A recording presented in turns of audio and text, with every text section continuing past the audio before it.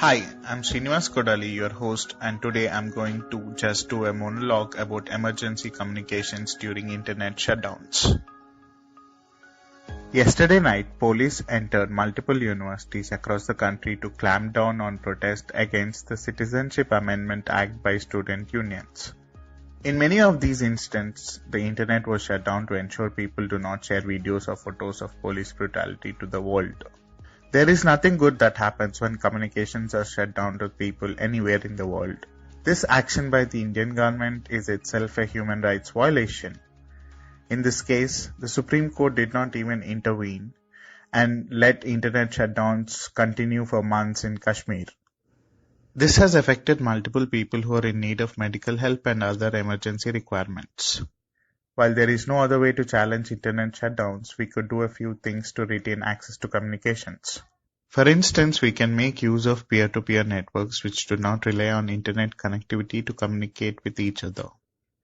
Basically, in this case, you install an app called FireChat, which would use your phone's Bluetooth and Wi-Fi networks to communicate with other people.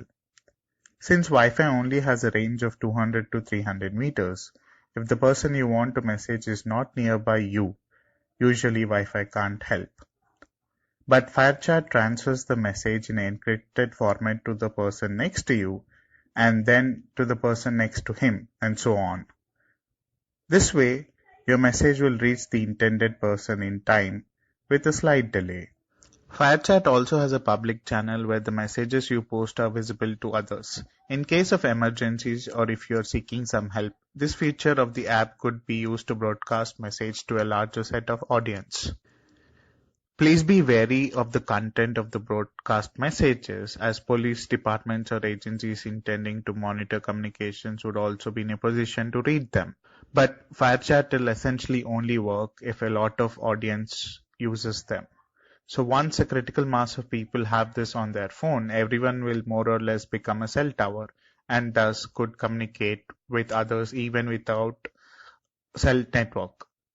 I hope this help you and you teach it to others during emergencies. Additional to this, if you want to safely communicate over the internet with protection and without any form of surveillance, please use apps like Signal.